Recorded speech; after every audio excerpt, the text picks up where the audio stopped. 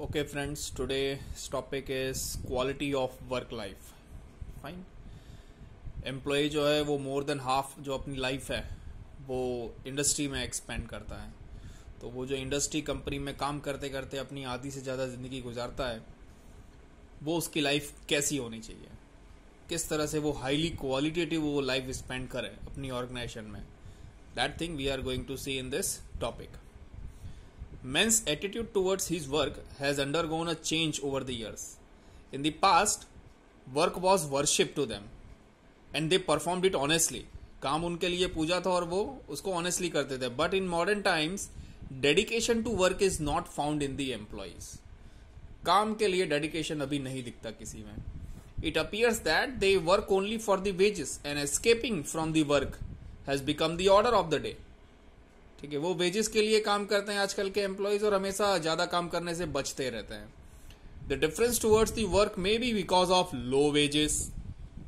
इसका कारण हो सकता है कि लो वेजेस हो, मतलब कम पैसे मिलते हो, improper working conditions, inhuman attitude of the management human behaviour नहीं करता और ठीक से उनके साथ, adverse service condition, overload of work, fast speed of machine के साथ उनको अपना पैचअप करके रखना पड़ता है, तो वो भी हो सकता है.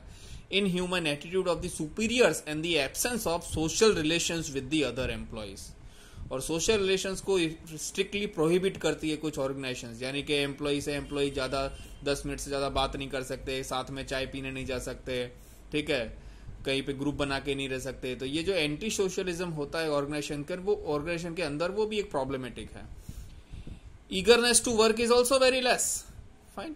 Among the middle and top level managers, this happen because of the prejudice or jealousy, lack of freedom in the work, limited opportunities of challenge for proving their skill, dictatorial control. तानाशाही चलती है organisation में, इससे उन लोगों को भी काम करने में मजा नहीं आती. इम्प्रॉपर वर्किंग कंडीशन हो, लिमिटेड चांस ऑफ प्रमोशन हो, प्रमोशन का लिमिटेड चांस हो, लो वेजेस हो.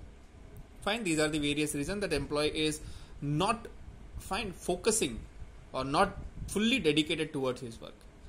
According to the psychologist, employees' apathy result in failure or disappointment, smoking, drugs, increase or decrease in their weight, heart disease, quarreling with their colleagues, tension, fatigue, insecurity and instability, and this result in notable reduction in the industrial production. तो वो ये सारी चीजें उसको परेशान करेंगी, तो वो काम पे फोकस ही नहीं कर पाएंगे, ठीक है, और इससे प्रोडक्शन घट जाएगा. Now, what is quality of work life? In modern age, a special attention is paid to the attractive wages, favorable working hours, and result-oriented condition.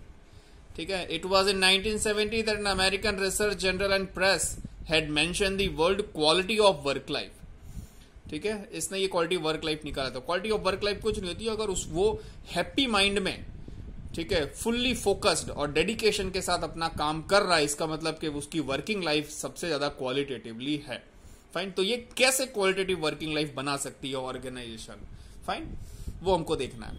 According to Keith Davis, quality of work life refers to the favourableness और unfavourableness of job environment for the people. Fine, employee के लिए उसके काम करने का जो environment है, working area है, वो उसके फेवरेबल है तो क्वालिटी ऑफ वर्क लाइफ अच्छी है. और अगर अनफेवरेबल है, यानी कि वो डिसअपॉइंट है, कुछ ना कुछ डिससेटिस्फैक्शन है उसके अंदर अपने वर्किंग एरिया या वर्किंग एनवायरनमेंट में या वर्किंग कंडीशन में, तो वो उसकी क्वालिटेटिव वर्किंग लाइफ नहीं है. Fine, that we can say. Now coming to the characteristics.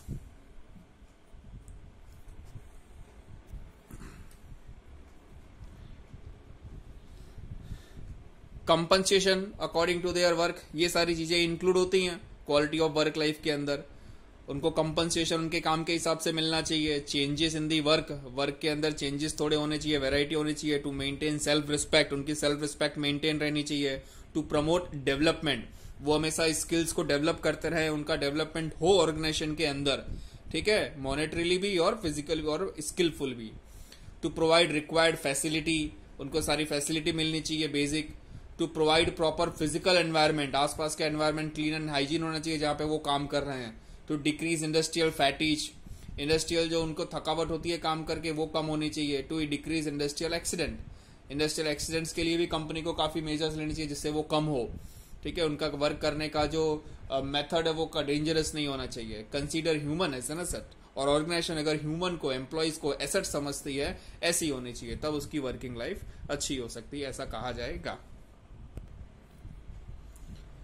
Conditions for quality of work life, quality of work life के लिए क्या क्या कंडीशंस हैं, fine.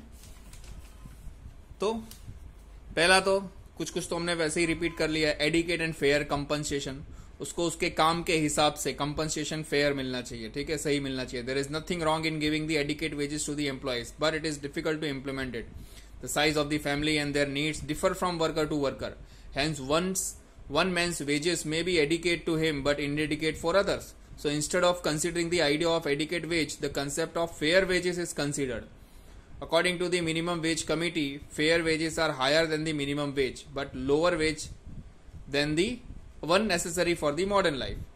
Second, safe and healthy working condition, काम करने की उसका जो एरिया है, कंडीशन है, वो सेफ है और हेल्दी होना चाहिए, क्लीन और हाइजीनिक होना चाहिए। अपॉर्चुनिटी फॉर करियर ग्रोथ, वो ऑर्गेनाइजेशन के अंदर जितने समय काम करे उस समय उसको प्रमोशन मिलता रहे, उसका करियर बढ़ता रहे, ठीक है, सैलरी बढ़ती रहे, ऐसा करियर ग्रोथ होना चाहिए। Use of man power and development opportunity, तो यहाँ पे दिया है employees efficiency can be increased, ठीक है।